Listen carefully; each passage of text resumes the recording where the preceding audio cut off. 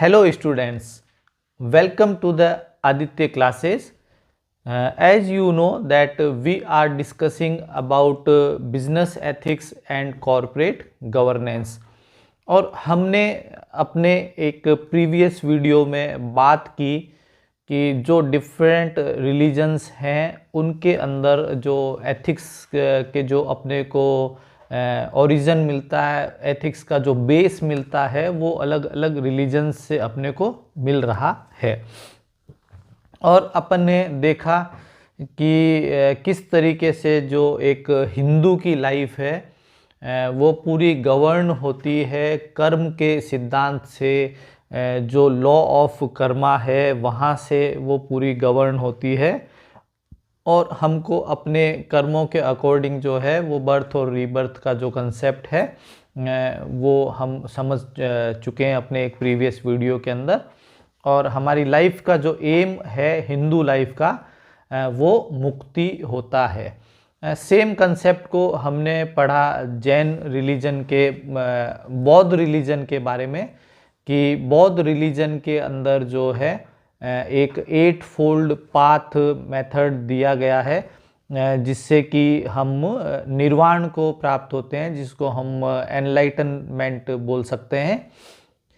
तो इस वीडियो में हम डिस्कस करने वाले हैं कि किसी भी एक ह्यूमन बीइंग के बिहेवियर को गवर्न करने के लिए जो प्रिंसिपल्स जो हैं क्रिश्चियनिटी में दिए गए हैं, जो ईसाई धर्म जो है जिनको हम क्रिश्चियंस बोलते हैं, जो जीसस क्राइस्ट को फॉलो करने वाले लोग हैं, तो आप देखिए कि वहाँ पे एथिकल जो प्रिंसिपल्स हैं वो बाइबल के थ्रू आ रहे हैं। और एक इम्पॉर्टेंट चीज़ आप देखिए कि उनकी जो लाइफ है, जो भी क्रिश्चियनिटी के फॉलोवर हैं, वहाँ पे भी जो गोल ऑफ लाइफ है वो आपके मुक्ति है, जिसको हम बोल सकते हैं सैल्वेशन। और उस मुक्ति को पाने के लिए बाइबल के अंदर जो 10 कमांडमेंट्स दिए गए हैं, वो 10 कमांडमेंट्स क्या हैं? वो 10 कमांडमेंट्स वही है कि आप जो एथिक्स की डेफिनेशन है कि बिहेवियर को गवर्न करने के लिए जो प्रिंसिपल्स हैं उनको बाइबल में 10 कमांडमेंट्स के फॉर्म में दिया गया है। और अगर हम इन 10 कमांडमेंट्स को फॉलो करते हैं तो हम आराम से जो है वो मुक्ति के रास्ते पे चल सकते हैं। तो आइए हम डिस्कस करते हैं 10 कमांडमेंट्स जो बाइबल में दिए गए हैं। ये देखिए, ये 10 कमांडमेंट्स हैं जो बाइबल से लिए गए हैं। इसमें जो फर्स्ट नंबर पे जो कमांडमेंट है वो ये है कि you shall have no other gods before me. तो यहाँ पे प्रभु कहते हैं कि भाई मैं परमपिता परमेश्वर हूँ और आप जो है मुझे फॉलो करें, और आप जो और किसी भी अदर जो गॉड उस समय जो भ्रांतियाँ फैली हुई होती थी उन सब को आप फॉलो नहीं करें और आप सिर्फ प्रभु में विश्वास रखें, वो ही मतलब परमेश्वर हैं। दूसरी चीज़ जो है वो है you shall not make idols. तो यहाँ पे जो है इसका मतलब है कि बहुत बार हम अपनी लाइफ के अंदर हम कुछ ह्यूमन बीइंग्स को जो है वो देवताओं वाला दर्जा दे बैठते हैं और हम उनको अपना जो है वो आइडल मानना स्टार्ट कर देते हैं। तो ऐसा नहीं होना चाहिए। जो सर्वे सर्वा हैं वो प्रभु हैं और हमको उनके अलावा किसी और को फॉलो नहीं करना चाहिए।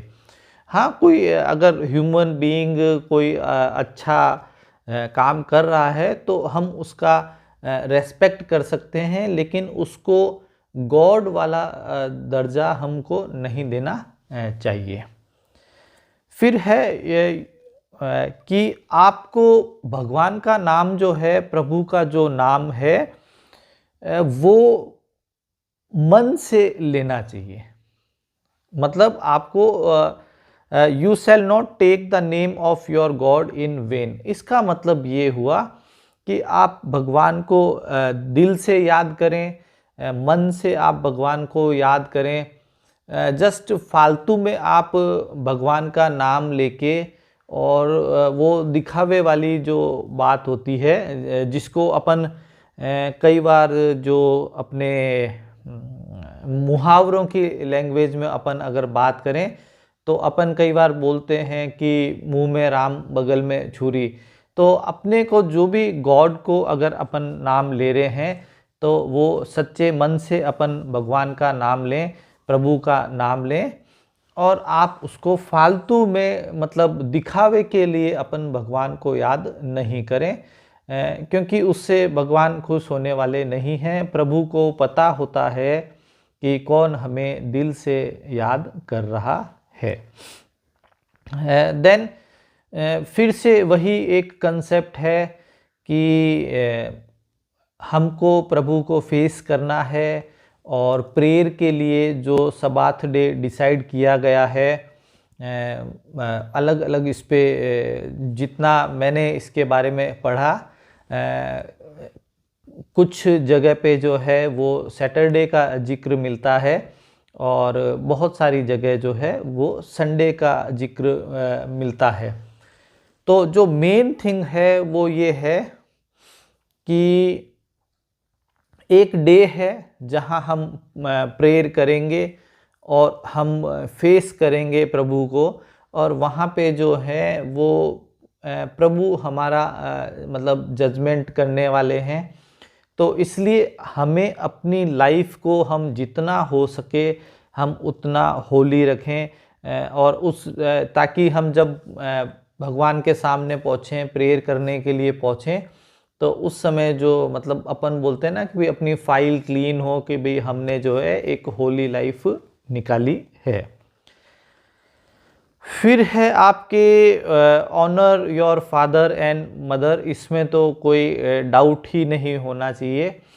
हमको हर स्थिति के अंदर मम्मी पापा का रेस्पेक्ट करना चाहिए, पेरेंट्स का रेस्पेक्ट करना चाहिए।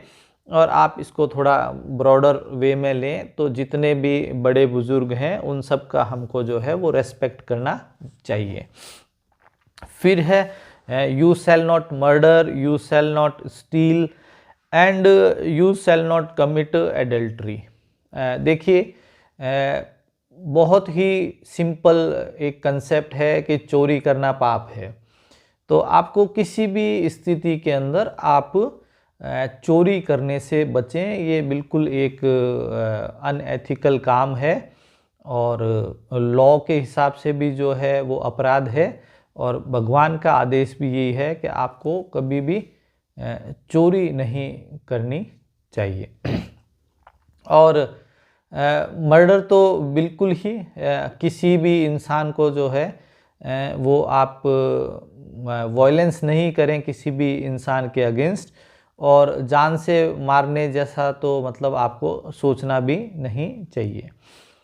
और एक और चीज़ है कि हमको अपनी जो व्यभिचारी जो एक नेचर हो जाता है कई बार, कि हम कुछ काम वासनाओं के अंदर जो है वो घिर जाते हैं। और ख़ास तौर पे यंग जनरेशन में आप देखेंगे जब से सोशल मीडिया है, इंटरनेट और ये सब आया है, बहुत ज़्यादा जो है वो इन्वॉल्वमेंट जो है वो अट्रैक्शन और इंटीमेसी और इस तरफ बहुत ज़्यादा हो गया है। नेट पे भी जो कंटेंट हम इन दिनों देख रहे हैं उसमें कहीं ना कहीं जो है वो एडल्ट कंटेंट थोड़ा सा ज़्यादा है। तो कोशिश ये रही जाए कि इस तरह की जो चीज़ें हैं जो काम वासनाओं से रिलेटेड हैं उनसे बचने की कोशिश करनी चाहिए। आलस है, वासना है, काम है, इनसे दूर रहें। फिर एक चीज़ है कि जो प्रभु हैं वो एक मैसेज देना चाह रहे हैं कि हमको जो है वो झूठी गवाही से भी बचना चाहिए। और देखिए कि जैसे चोरी करना पाप है, ठीक उसी तरीके से झूठ बोलना भी जो है वो बिल्कुल बाइबल के अंदर 10 कमांडमेंट्स के थ्रू बताया गया है कि झूठ बोलना जो है वो बिल्कुल सही नहीं है। और एक और चीज़ है कि हमको जो है वो अपनी डिजायर्स और हमको अपने लालच को कंट्रोल में रखना चाहिए। किसी भी स्थिति के अंदर जो है हम अपनी जो इच्छाएं हैं, जो मन में लालच है, उनसे हम बचें और इनसे हम दूर रहें। तो ये हमने बात की 10 कमांडमेंट्स की, जो कि बाइबल में दिए गए हैं। और इससे मतलब जो क्रिश्चियनिटी को फॉलो करने वाले जो ह्यूमन बीइंग्स हैं, उनकी जो लाइफ है, उनके बिहेवियर को गवर्न करने के लिए ये प्रिंसिपल्स दिए गए हैं।